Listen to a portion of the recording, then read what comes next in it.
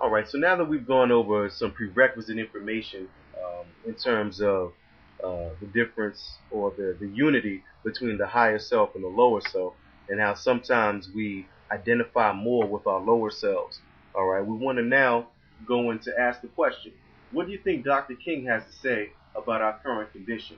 The question posed is basically, what do you think about the freedom that we've acquired now in terms of the enslaving qualities of our own desires? And I think this was highlighted very well in Good Hair. I think it was Miss Melissa Ford who kind of made the statement like, I don't know what I would do or what some of these girls are doing to get, to get that expensive weave that they just feel that they must have. They're actually bonded to this appearance of themselves, this level of vanity that really, in the eyes of your higher self, doesn't make any bit of difference. So now, let's begin. Though I can only imagine, since his death and since Dr. King is now among the ancestors and returned to the true essence and is now living the higher self, in his death the truth has been revealed concerning the spirit. I would imagine that he would feel as though there is a new mountaintop to be reached. This mountaintop is the knowledge of self.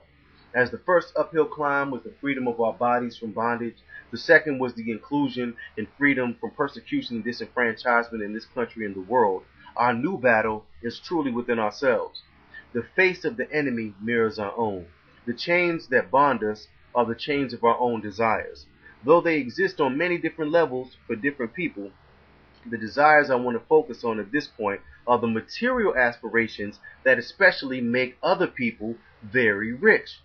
In these days, I wish to be pragmatic and realistic about the solution. I also don't want to exclude myself from this universal struggle because I too desire certain nice things. You want your girlfriend to be happy, you want your wife to be happy, and you definitely want to have a nice home for your children and a means of transportation. But at this point, I would kind of like to quote Kanye West in It All Falls Down when he said, they made us hate ourselves and love their wealth. That's why the shorty screamed where the ball is at. Crack dealers buy Jordan, crackhead buys crack, and the white man gets paid off for all of that. But I ain't even gonna act holier than now because I went to Jacob with 25,000 before I had a house, and I'll do it again. I want to be on 106 and Park pushing the Benz. So when I'm writing this, is to appeal to my higher self as well as yours.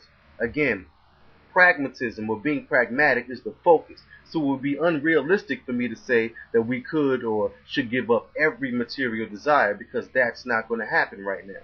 However, if it would cost us our freedom and salvation, it might be time that we put forth some effort into correcting this matter.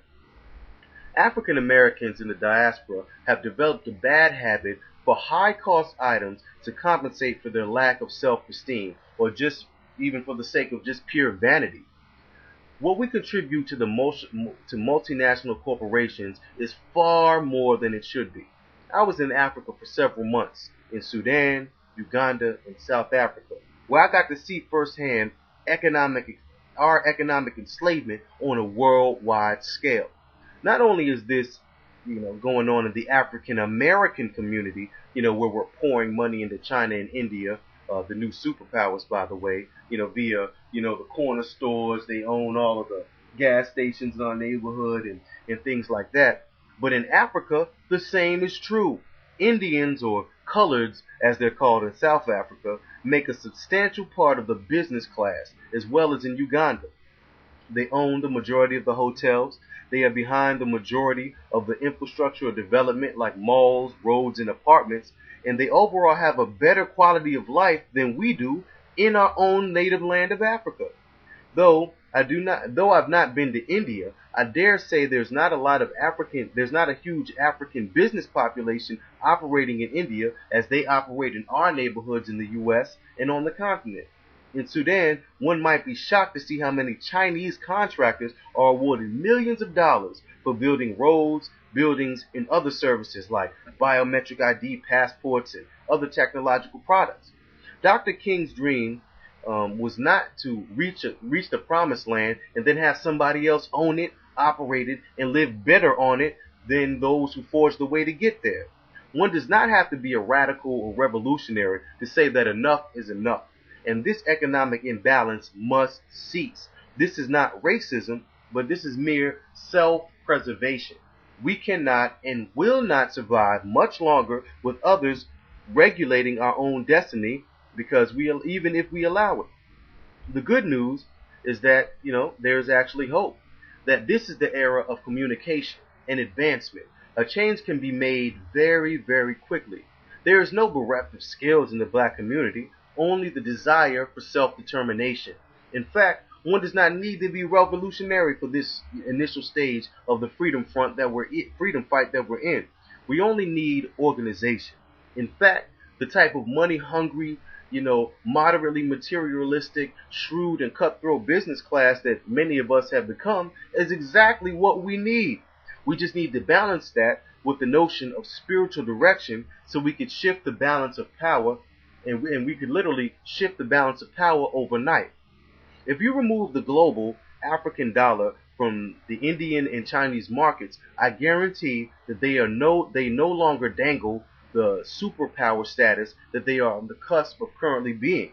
What does this mean?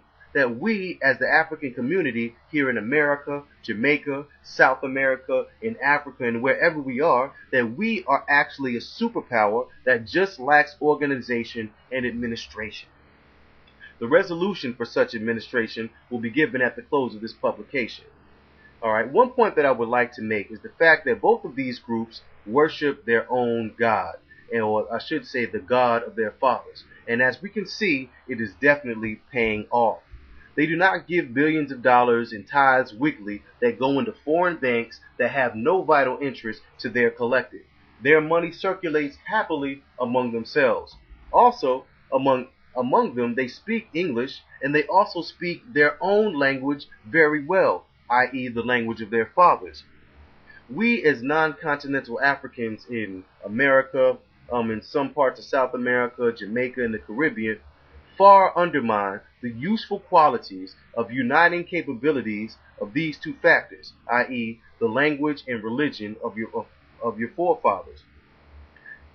Later in the series, we will delve deeper into the language and the vital role it plays in determining reality. But for now, we will move on to the next question. Does our seemingly endless pursuit of our so-called valuables and vices have the same bonding effect as that of our former oppressors?